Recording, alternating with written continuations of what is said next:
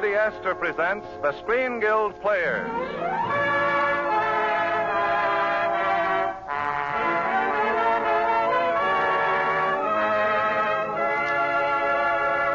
The Screen Guild play tonight, Casablanca. The starring players, this is Humphrey Bogart. This is Ingrid Bergman. And this is Paul Henreid.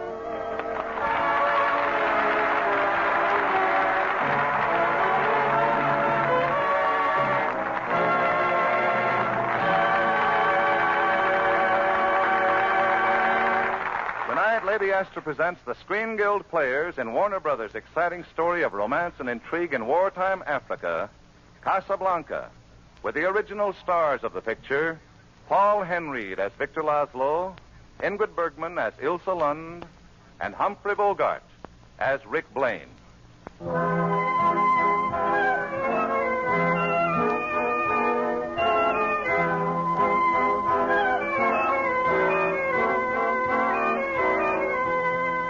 Barely escaping the conquering Germans' entrance into Paris, Rick Blaine fled to Casablanca. There, months before the American troops landed, he was operating Rick's American Cafe. Casablanca swarmed with refugees, and Casablanca's more permanent foreign residents did a land office business in exit visas and letters of transit. Rick, however, avoided involvement in that dangerous business until the night our story began. He was in his office above the cafe, where he could watch and hear the crowd below when his head waiter called to him. Yes, Carl? The prefect of police, Captain Renaud, would like to speak to you. I'll send him in. Yes. Rick will see you, Captain Renaud. Thank you, Carl. Hello, Rick. Hello, Louis. Why the formality? Well, I have some unpleasant news for you, Ricky. I mean, you're looking for more graft. Oh, no. At least not right now. My men arrested Ugarte on his way to your roulette wheel, Ricky. Well, except to Ugarte, what's so unpleasant about that? Well, in itself, nothing, but we arrested Ugarte for murdering 2 German couriers and stealing their letters of transit. Ugarte did not have those letters of transit when he was arrested, and he's seen no one but you, Ricky, since the murder. What are you building up to, Louis? Arresting me? No, not immediately at any rate. I just want to give you a word of advice. Ugarte was going to sell those letters tonight to Victor Laszlo. Laszlo? Here in Casablanca? Yes. Well, you know, Ricky, this is the first time I've ever seen you so impressed. As head of the underground movement, Laszlo's impressed half the world. Yes, it's my duty to see that he does not impress the other half. Rick, Laszlo does never reach America. He stays in Casablanca. 20,000 francs says he doesn't. I'll make it 10,000. After all, I'm only a poor, corrupt official. All right, it's a bet. Well, no one else would dare supply Laszlo with exit visas, Ricky, and since he can't leave Casablanca without them, make certain that you don't give him those letters of transit. But Oh, you needn't deny it, Rick. I'm certain you have the letters. Even if I had those letters, Louis, you know I stick my neck out for nobody. Yes, to date. But I suspect, Ricky, under that cynical shell, you're a sentimentalist. Now, if you'll come downstairs with me, I'll introduce you to Major Strasser and Victor Laszlo and his charming companion, the most beautiful woman who has ever come to Casablanca.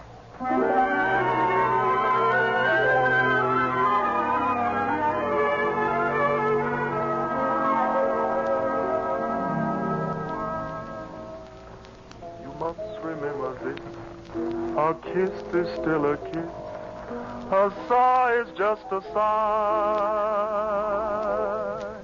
The fundamental things apply as time goes by. Sam! Yes, boss? I thought I told you never to play that song again. Well, boss, you see, I didn't really... Sam's not to blame, Rick. I asked him to play it. You? Ilse? Yes, Rick. Ilse. What are you doing in Casablanca? Just traveling through with Victor Laszlo. Where is he? He'll be right back. He's looking for someone. Well, I found your wandering escort, Mademoiselle Lund. Ricky, I have the honor of introducing... We're old acquaintances, Captain Renaud. Oh, you know each other? Well, then, Ricky, do you also know... This is Mr. Victor Laszlo. Well, here's a great deal about Rick in Casablanca. And about Victor Laszlo everywhere. I congratulate you. What for? Oh, your work. Thank you. I try. We all try. You succeed. I can't get over you and Mademoiselle Lund knowing each other, Ricky. Under the circumstances, it worries me. Well, it needn't. Let's see, Rick. The last time we met... Was it La Belle Aurore? Oh, nice, you remembered. But, of course, That was the day the Germans marched into Paris. I remember every detail. The Germans wore gray. You wore blue. I don't wish to be the one to say, dear sir, but it's late. We'll come again, Monsieur Blaine. Anytime. Will you say good night to Sam for me, Rick? I will. There's still nobody in the world who can play as time goes by like Sam. I'll tell him.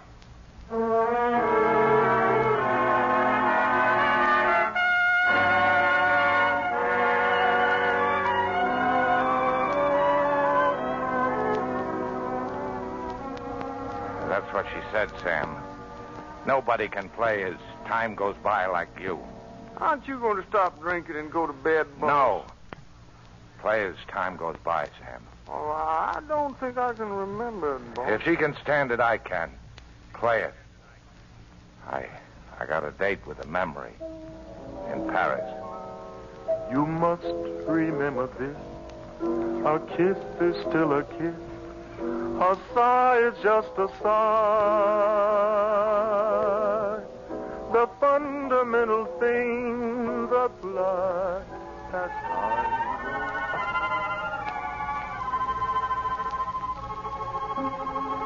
Now I really know the meaning of happiness, Richard. It's being here in Paris with you. And the German army 50 miles away. Who are you really, Ilse? What were you before you came to Paris? At the beginning, we said no questions, Richard. You know, I can't help wondering why I should be so lucky. Why I should find you waiting for me to come along. Why there is no other man in my life? Well, that's easy. There was. He's dead. I'm sorry. I know we said no questions. I'll never ask another. Richard, you must leave Paris before the Germans arrive. You're on their blacklist. Now, their roll of honor. Oh, don't joke, Richard. You must leave. Oh, no. We must leave. Yes, of course. Oh, now, the train for Marseille leaves at 5. Hey, why don't we get married in Marseille? No. Oh, that's too far ahead to plan. Hilda, what's the matter? Nothing, darling. Nothing. It's just that I love you so much. Oh, it's a crazy world. Anything can happen. If you shouldn't get away, if something should keep us apart, wherever you are, wherever I'll be, I want you to know. Richard.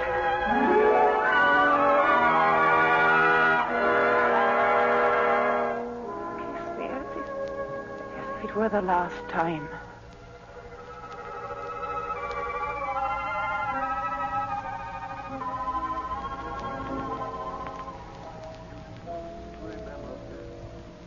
A kiss is still a kiss. A sigh is just a sigh. The fundamental things apply. Boss, wake up. Boss, you gotta wake up. That lady's here. And this ain't no memory in Paris. She's right here. You're as drunk as I am, Sam. No, he's not, Rick. I'm here. I left Victor at the hotel and came back. I have to talk to you. Funny about your voice, how it hasn't changed. I can still hear it. Richard, dear, I'll go with you any place. We'll get on a train together. We'll never stop. No, please. I can understand how you feel. You understand how I feel. How long was it we had? I didn't count the days. Well, I did. Every one of them. Mostly I remember the last one. You and I were going to run away from Paris together. Oh. But you didn't meet me at the station, did you? Please, Rick. That was a wild finish, me standing on the platform. The last train about to pull out. But you didn't show up, and Sam had to push me on the train. The Rick I loved in Paris would let me explain, but this Rick, looking at me with hatred. I'll be leaving Casablanca soon. We'll never see each other again. You'll see me before you go. No, Rick. Oh, yes, you will. Some night you'll lie to Laszlo and come to me. No, you see, Victor Laszlo is my husband. And was, even when I knew you in Paris.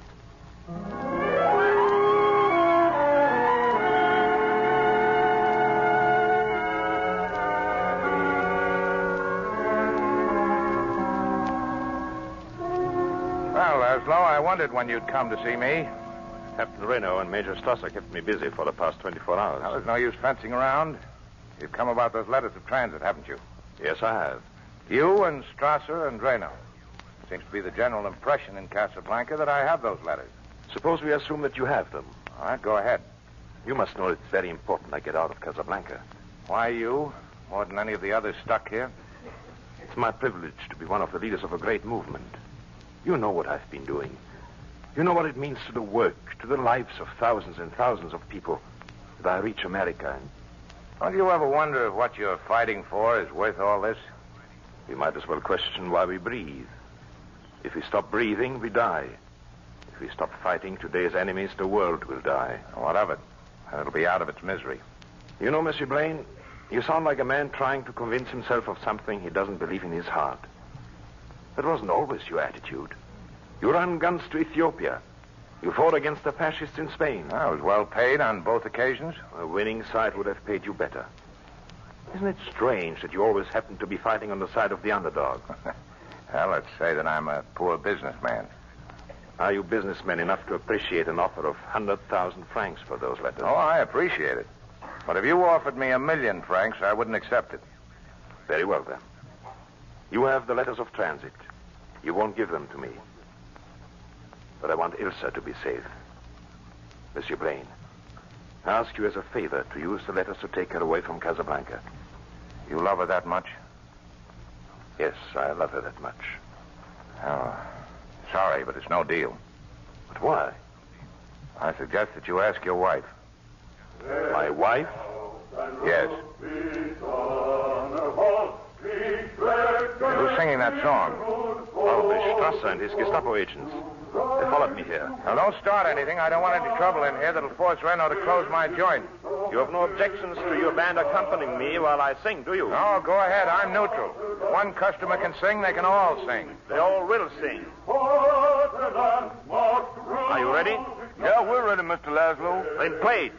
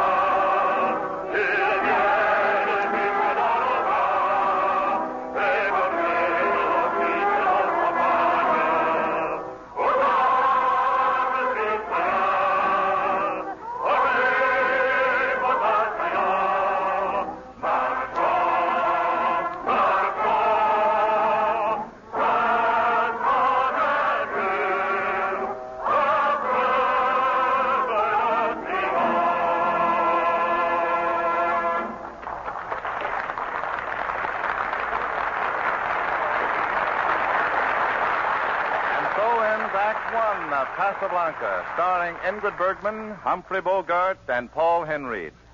In just a moment, we will hear Act 2. But first, here's a word from our hostess, Lady Esther. Don't you just love this time of the year when everything seems to be taking on new life, new beauty? You know, your skin is changing too these days. From the winter-weary dryness of February and March to the lovely spring-like freshness of April. And what a pity it is for anyone to hide that fresh, young look of the skin, that lively, awakening April look of the skin, with a mask-like face powder. Does the powder you use accent the fresh, delicate tones April brings to your skin? Or does it hide them, cruelly cover them up, make your skin look a little pasty and drab? Now, if you want to keep that springtime look to your skin, if you want your skin to look fresh as a daisy all day long, and young and lovely as all awakening nature around you, try Lady Esther face powder. I know your heart will miss a beat when you look in your mirror. For Lady Esther face powder brings out all the subtle, delicate charm that nature gives your skin this time of the year. Women say it's by far the most flattering face powder they've ever used. You see, Lady Esther face powder isn't just mixed in the usual way. It's blown by hurricanes. Color and powder particles whirl together with the force and speed of hurricanes. The result is a powder so smooth and fine in texture, it hides little lines and blemishes. So rich and exciting in shade, it adds instant life and beauty to your appearance. So, if you want to see the miracle of springtime take place right on your own skin, before your own mirror, treat yourself to Lady Esther face powder.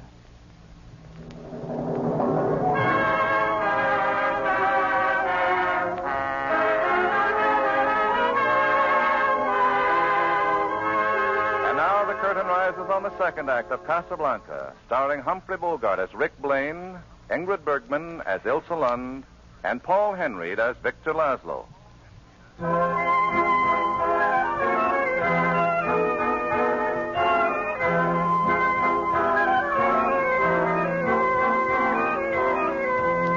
Angered by the manner in which the patrons of Rick's Cafe joined Victor Laszlo in singing the Marseillaise, Major Strasser forced Captain Renault to close Rick's place and ordered Victor Laszlo and Ilse Lund to remain in their hotel. Victor, I'm frightened. Please don't go to the underground meeting tonight. To tell you the truth, my dear, I'm frightened too.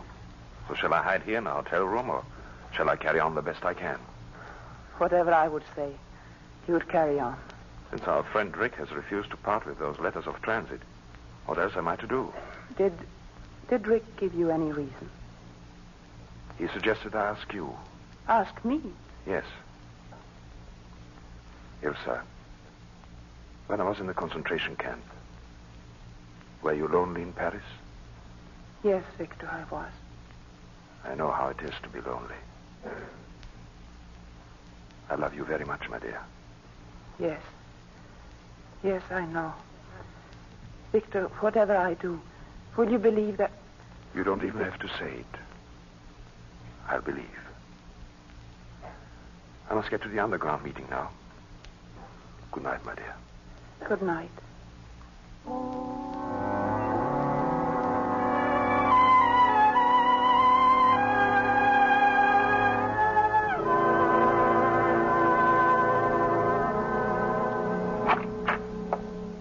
Hello, Rick.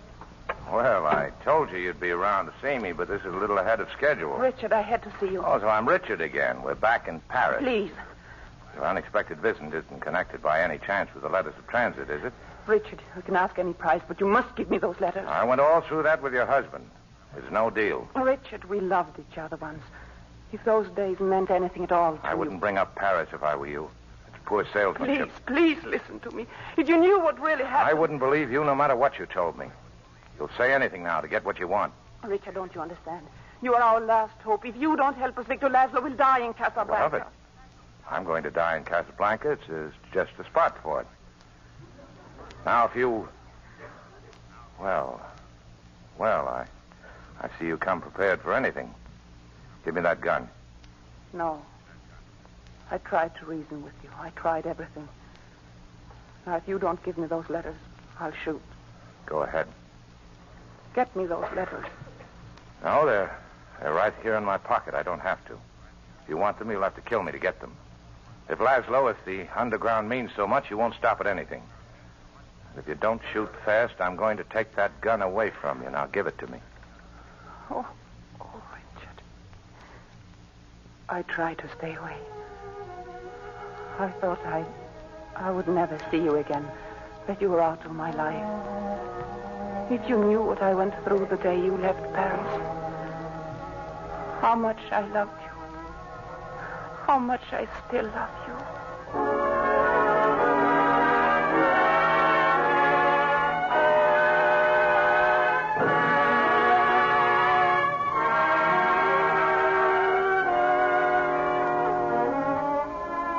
We had been married only 3 weeks when Victor got word that they needed him in Prague.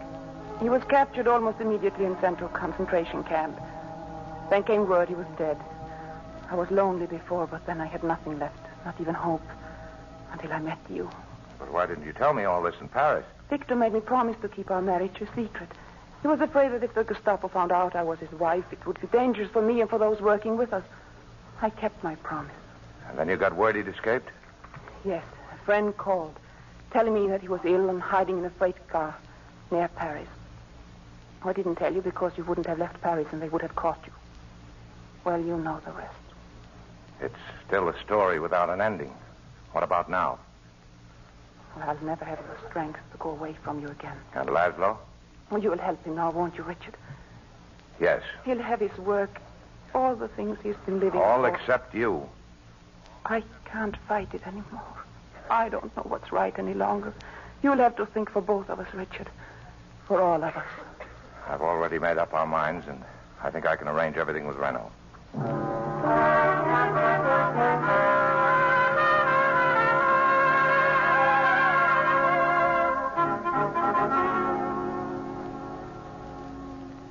Here's the setup, Louis. I'm selling out my place and leaving Casablanca on tonight's plane, the last plane. What? And I'm taking Ilsa Lund with me. Ilsa's Victor Laszlo's wife. Louis, I'll make a deal with you. What is it? I want to be sure that Laszlo doesn't escape this time. Now, if you could get him on a real criminal charge, would that be a feather in your cap? It most certainly would. Germany, she would be grateful. Then be at my place a half hour before the plane leaves. I'll arrange for Laszlo to be there, thinking I'll sell him the letters of transit. When I hand them to him, that'll give you the criminal grounds for making the arrest. Ricky, I'll miss you. Apparently, you're the only one in Casablanca that has even less scruples than I. Thanks. Oh, and by the way, Louis, come for Laszlo alone. See, I'm taking no chances on a double cross, even from you. Double cross? Why, Ricky? You might get ideas about slapping me in the jug for selling those letters, you know. Well, don't forget, a half hour before plane time, alone. Don't worry, Ricky. This is an honor I'll share with no one.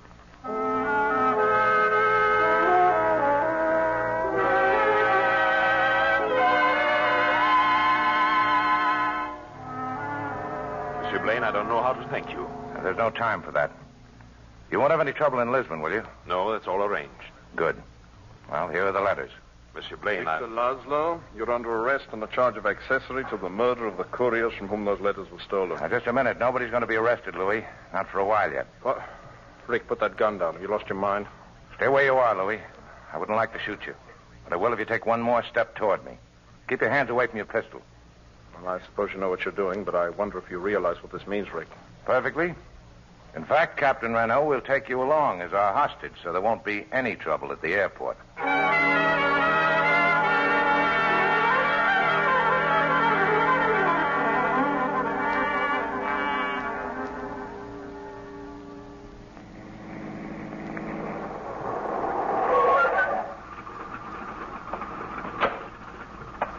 There's only 10 minutes till the plane leaves. We have to hurry. I'll go get the luggage aboard. Coming, Ilsa? No. So I'll wait here with Rick and the captain. I'll be right back. Well, those letters of transit are in blank, Louis. You fill in the names. That'll make it even more official. Oh, you think of everything, Ricky. The names to fill in are Mr. and Mrs. Victor Laszlo. Mr. But why my name, Richard? You're sure getting on that plane. But what about you? I'm staying here to keep Captain Renault company till the plane leaves. No, Rich. What has happened to you last night? Last night we said a great many things. Did you mean everything you said? You know I did. You said I'd have to do the thinking for all of us. Well, my thinking adds up to you getting on that plane with Victor. No, but Rich... I know what you're going to say, that you belong here with me. Yes. But if you stayed here, we'd both land in a concentration camp. Isn't that right, Louis? I'm afraid that Major Strasser would insist. You're only saying this to make me go. I'm no good at being noble, Ilsa. I'm saying it because it's right. But what about us? We'll always have Paris. If we didn't have it, we'd lost it. Till you came to Casablanca. We got it back last night. When I said that I would never leave you. Everything is in order. Are you ready, Ilsa? Laszlo, there's something I'd like you to know before you leave. I know, Monsieur Rick. Ilsa has told me all I need to know about you and herself. I don't ask you to explain anything. Well, I'm going to anyway. Might make a difference to you later. Last night, Ilsa tried everything to get those letters. When nothing else worked, she did her best to pretend that she was still in love with me. That was all over long ago. For your sake, she tried to pretend it wasn't. And I tried to let her pretend. We couldn't even fool ourselves. Rich. Monsieur Blaine, welcome back in the fight. This time our side will win. Shall we board a plane, Ilsa? Yes, Victor, I'm ready. God bless you, Richard. Goodbye. Well, I suppose you know this isn't going to be pleasant for either of us, Ricky. I have to arrest you, of course. When the plane leaves, Louis. Sooner, I'm afraid, Ricky. Here comes Major Strasser. You better keep quiet, Louis. I'd hate to have to shoot you now. Why did you ask me to come to the airport, Captain? Well, I was afraid Victor Laszlo might be leaving on this plane. Sort of a double cross, eh, Louis? Of all the ridiculous ideas, Captain. Possibly. Nevertheless, he's on the plane. Well, why do you stand there? Why don't you stop him? Ask Monsieur Rick. Stay where you are, Strasser. Herr Blaine, I would advise you not to interfere with an officer of the Third Reich. I'm a true neutral, Strasser. I was willing to shoot Captain Renault, and I'm willing to shoot you. But you'll shoot too late. Oh. Nice shooting, Ricky. But I'm afraid my gendarmes heard those shots. Well, till after this affair dies down, Ricky, I think you'd better disappear from Casablanca. I can arrange your transportation to a fighting French garrison in Brazzaville. All right, Louis. I could use a trip, but don't forget, you still owe me 10,000 francs for our bet on Laszlo's escape. Oh, well, we'll need that to get to Brazzaville. We'll need it. Certainly. I can be as silly a sentimentalist as you. You know, Louis, I think this is the beginning of a beautiful friendship.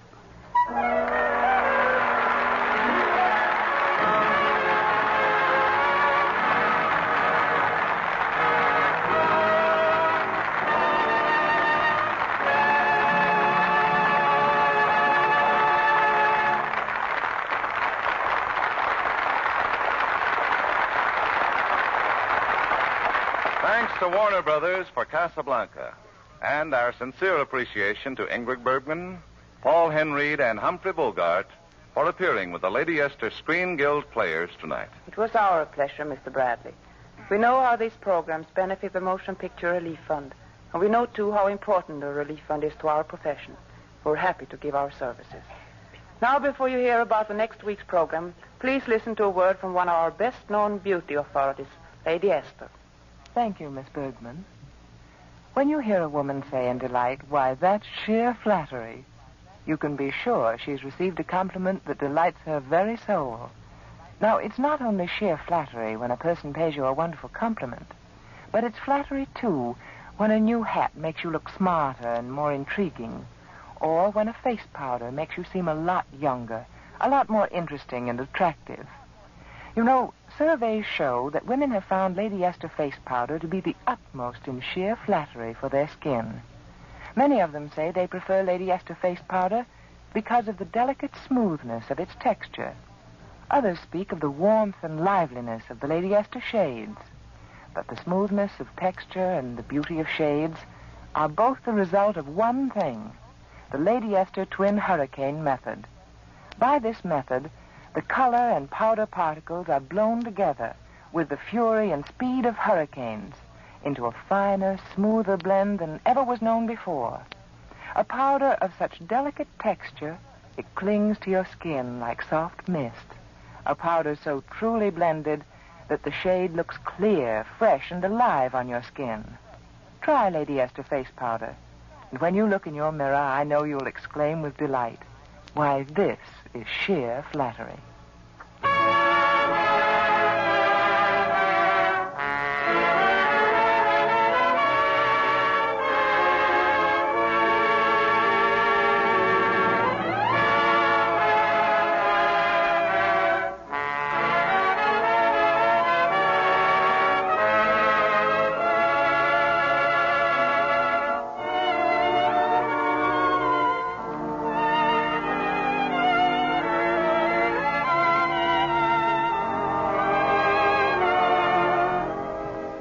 Next week, the Lady Esther Screen Guild players will present that great farce comedy, Nothing But the Truth, starring lovely Lucille Ball and that great protector of the truth, the man who never tells lies, Frank Morgan.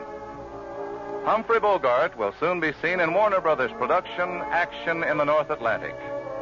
Ingrid Bergman, Humphrey Bogart, and Paul Henreid can currently be seen in the Warner Brothers picture, Casablanca. We wish to thank the 200 members of the Fighting French in our audience tonight who sang the Marseillaise. Music on tonight's program was arranged and conducted by Wilbur Hatch. The Screen Guild players are presented every Monday night at this time by Lady Esther.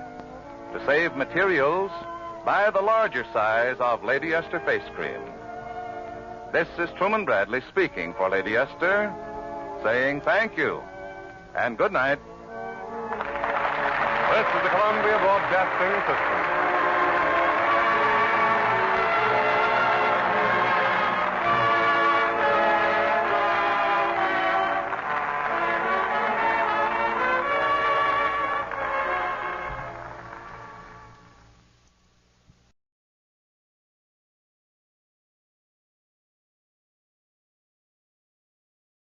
The Grape Nuts and Grape Nuts Flakes program, coming to you from New York City and starring Jack Benny, with Mary Livingston, Phil Harris, Dennis Day, Rochester, and yours truly, Don Wilson.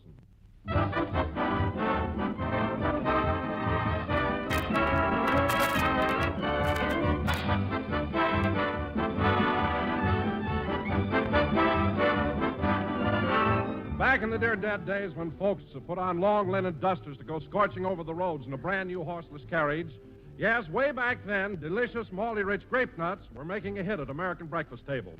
And they've been making a hit ever since. Today, you can enjoy that one delicious flavor in two delicious forms. Grape nuts, crispy, crunchy kernels, and grape nuts flakes, delicate, toasty brown flakes. Both have a malty-rich, sweet-as-a-nut goodness that's absolutely distinctive. A flavor with punch and zest that makes breakfast a high spot of the day. And grape nuts and grape nuts flakes are both Basic 7 foods, or they supply all-around whole-grain nourishment. Our government wants us to eat more of such cereals, for they're plentiful, not rationed, and they help to take the place of scarcer foods. So for real energy-giving nourishment, plus rich, unusual flavor and texture, make it grape nuts or grape nuts flakes in the morning, every morning.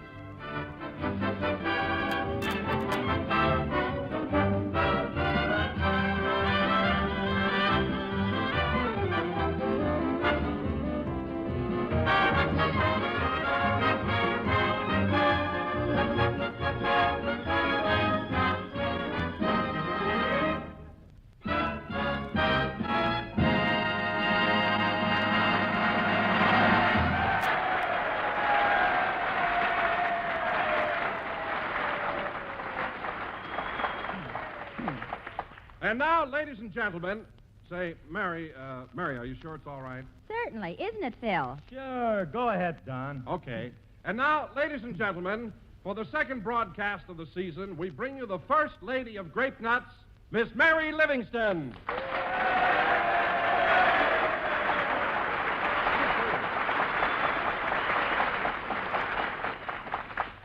Thank you. Hello again. This is Mary talking. And, Don, the reason I asked you to introduce me is because Jack's out in the hall talking to his new writers. His writers? Not so loud, Don. Not so loud. You know, people think I ad-libbed this stuff here, you know.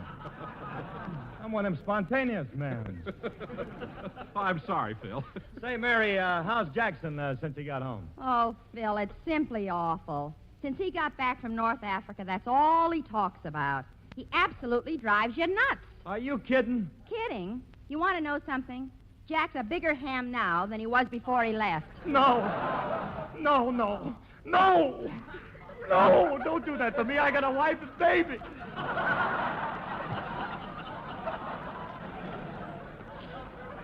Maybe two. No, it's the truth, fellas. This military stuff has really gotten into Jack's system. Gosh, how he'd love to be a general. What a guy. I can't understand Jack wanting to be a soldier. Wasn't he in the Navy in the last war? Yeah, but he was in the Army the war before that.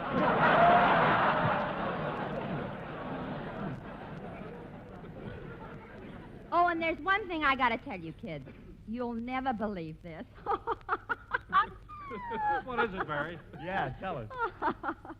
Oh, it's so fantastic. Well, then go ahead, tell us. What is it? Well, yesterday morning, while Jack was shaving, he cut his cheek. Yeah?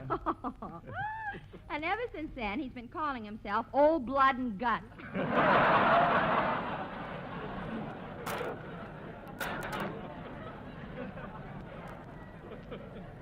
Oh, he's impossible. 1, 2, 3, 4. 1, 2, 3, 4. That's Jack now, out in the hall. 1, 2, 3, 4. What you doing, drilling? Either that or counting his hair.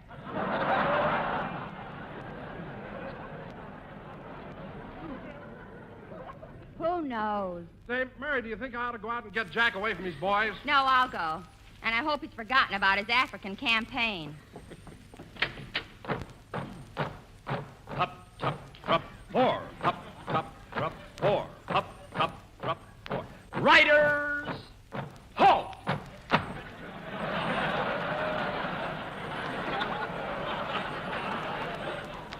Present pencils.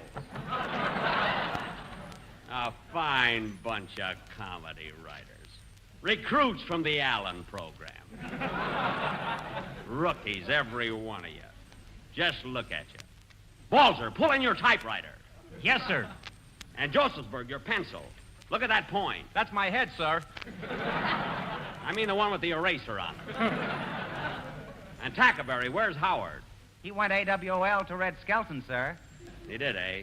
Now, listen, men. This is no picnic, you know. You got a job to do, and I'm going to see that you do it. And you. Look at you with your hair hanging down in your face. I never had that trouble with Bill Morrow. But, sir, wasn't he bald? That's beside the point. That's my head, sir.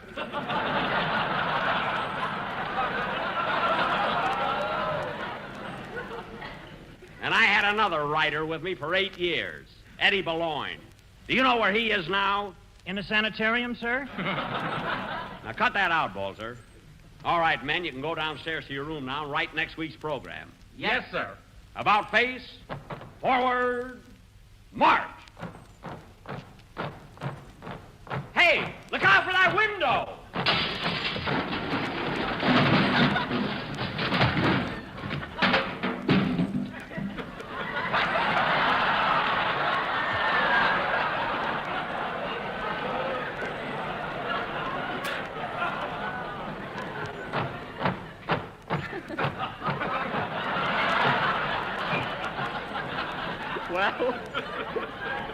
Well, I guess they're all right, darn it. Oh, boy, 35 weeks of this. Well, it serves you right. Oh, hello, Mary. If you'd stop acting like a top sergeant in the movies, you wouldn't have so much trouble. Now, come on in, Jack. The program's half over. Okay. Well, here he is, fellas. Hello, Jack. We've been waiting for you. Hiya, Jackson. At ease, men.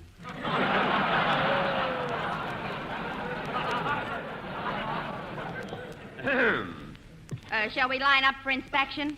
Not now. Play, Phil. You see, Mary, I have to discipline the boys. That's the only...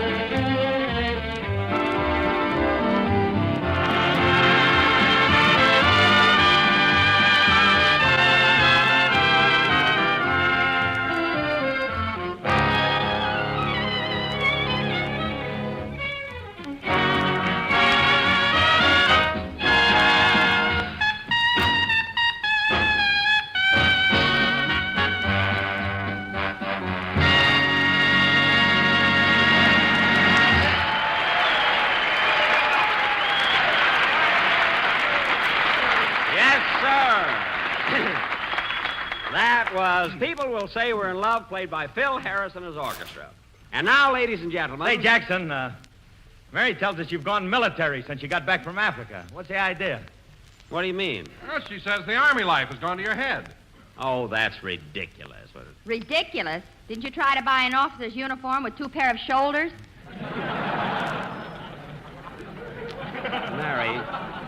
Mary, it was just a buck private's uniform. And I had a hard time finding one. Well, let's go into a lot of trouble just to get in the movies for half price, Bub.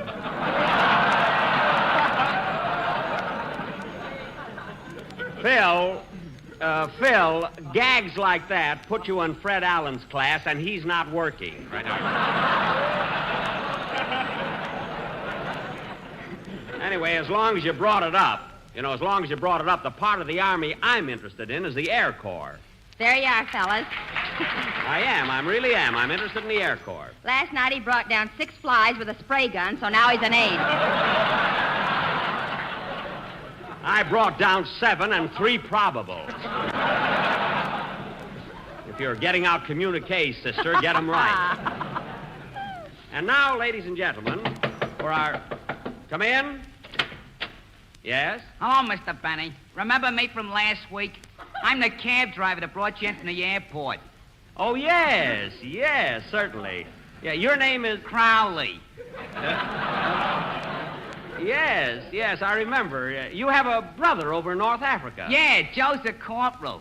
Yes. Oh, of course, certainly. Corporal Crowley, yeah. I can't understand you not running into him. He was in Africa at the same time you were. Look, buddy, I told you last week, I saw so many soldiers. I mean, how would I know your brother? Well, a couple of months ago, we got into a debate with an MP and lost 3 front teeth. Well, it just so happens that every soldier I saw had all his front teeth. Then you probably seen Joe. He had a bridge put in.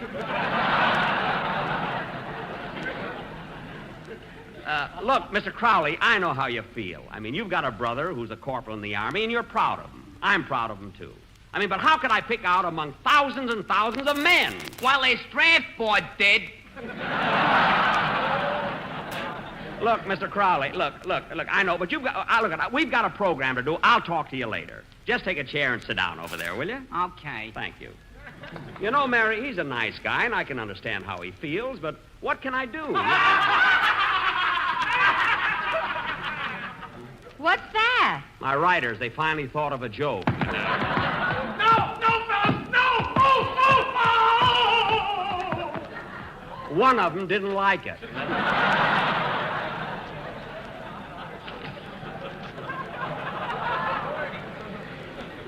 He will next time. You said it, huh? You know, Mary, guys like that, hello, Dennis. Hello, Mr. Benny.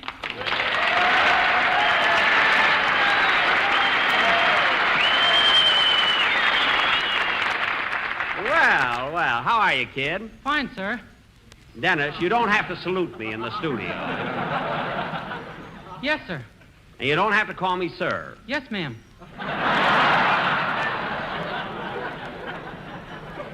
Dennis, look, just act natural, you see, but don't overdo it, Okay.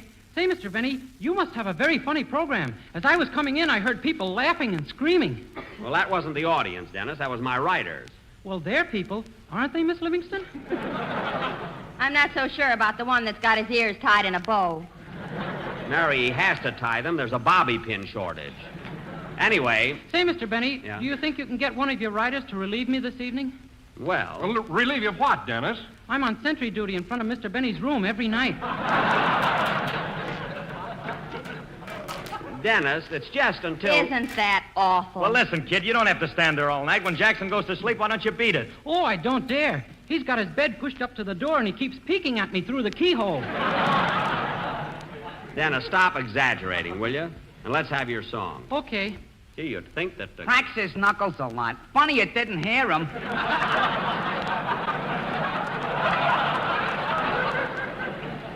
Who? My brother, Corporal Crowley. Look, you told me about his knuckles last week. Now, look at Crowley. Won't you please...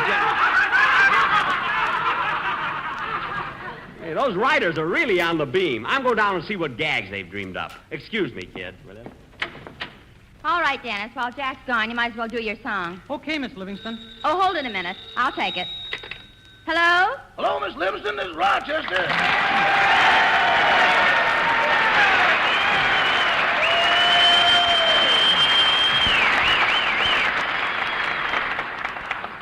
Hello, Rochester. How are you? I'm fine, thanks. How are you, Miss Livingston? Oh, I'm all right. That's good. Can I speak to old Blood and Guts?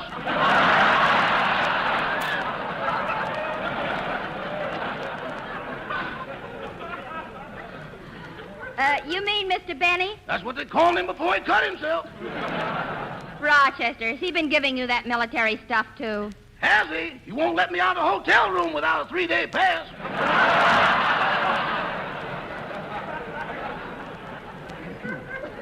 You know what else, Miss Livingston? What?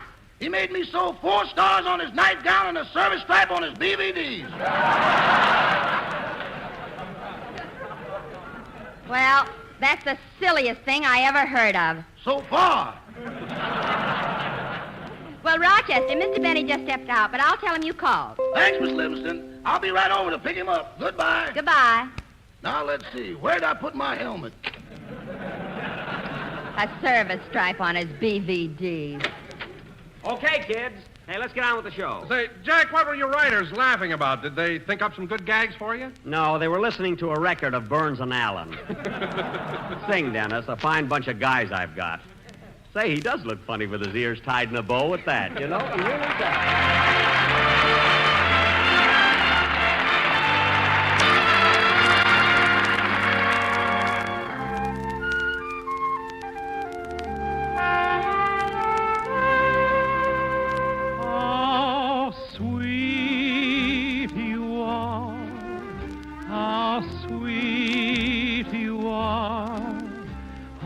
Dear, your tenderly smiling face.